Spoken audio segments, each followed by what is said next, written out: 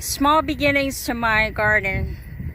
This is a year with this Hercules garden, and I'll just share a little what's been happening. We've fortunately gotten rain in the last week or two, but yet I've had to water.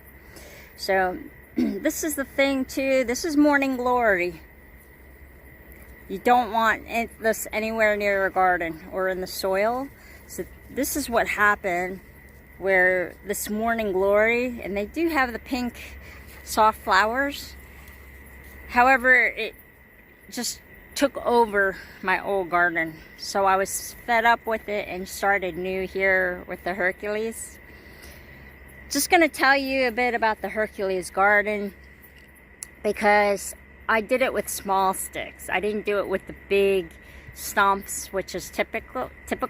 But I had all these branches and I was pruning like crazy in my yard.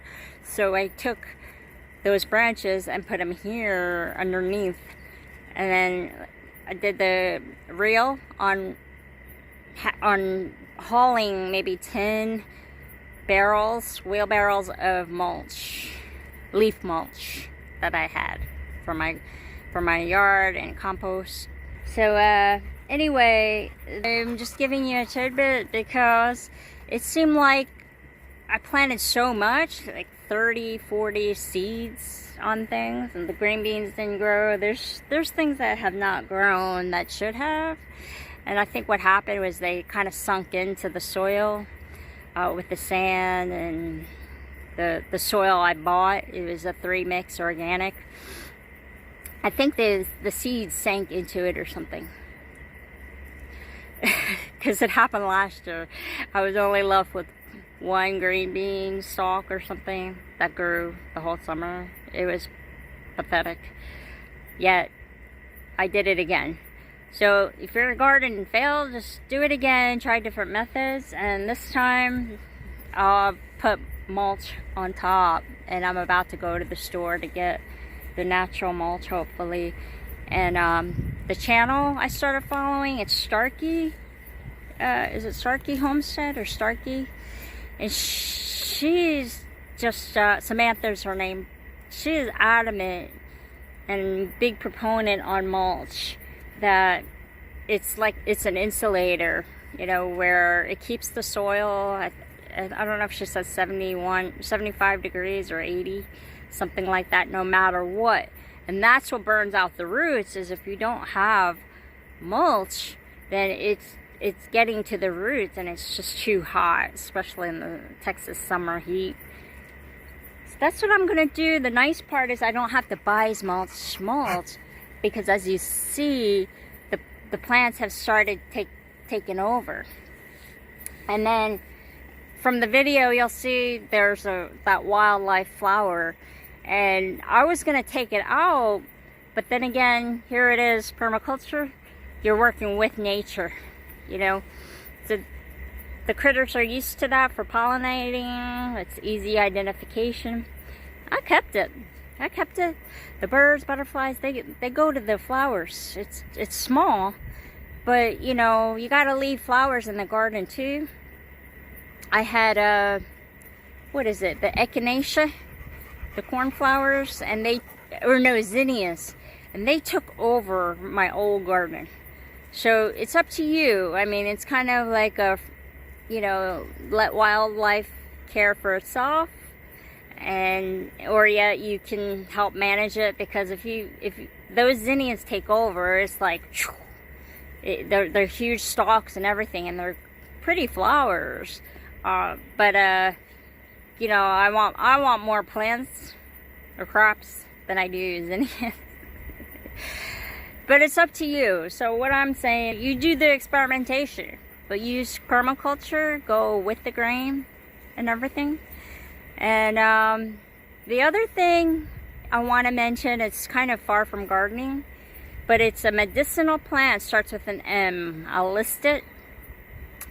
And so I've heard that we're going to also have lockdowns and everything, or anything in the future with the stores running out for toilet paper towels.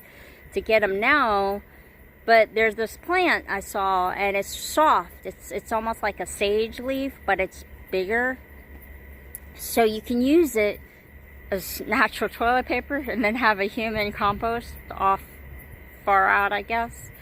So I'm going to check into it because I don't like to keep buying toilet paper, and I do use rags as well for you women out there. For number one, I do use that and then wash them, so it cuts down on toilet paper, and then the whole thing of not flushing every single time for number one, just to save on some water, just after a couple flushes.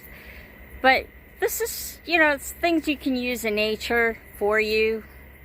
I'm gonna list that plant again and check into these big plants. There's the elephant ear plants. They've got huge leaves, but I know they're toxic for dogs, and I'm not sure if they're toxic on skin.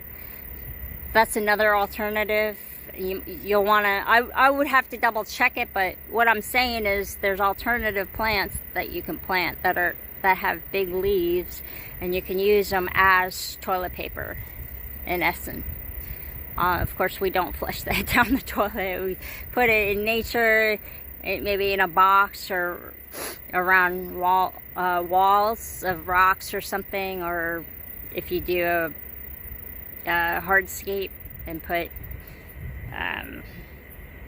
stonework around it, and that can be your human compost waste. And you can also cover it netting so less flies get around there. Okay, well, good luck on your gardens. Okay, this is about 4 days or so on this straw, or really it was the tall grass. It's a lot of work, I guess, but I took it from my old garden because the patch just grew really tall. And then I took the tops off with the pruner where you see that feather grass on top. And you have to watch because it can also go as far into the stalk, and the seeds will go further down. So you have to watch where the seeds are. What I did was I took all the tops off, the seeds that look like feather tops. Then, you could cut this even quarter pieces, which I did last summer. And I just placed them over the garden. It provides nitrogen. And it's just recycling, permaculture, working with what you already have. I did it before rain.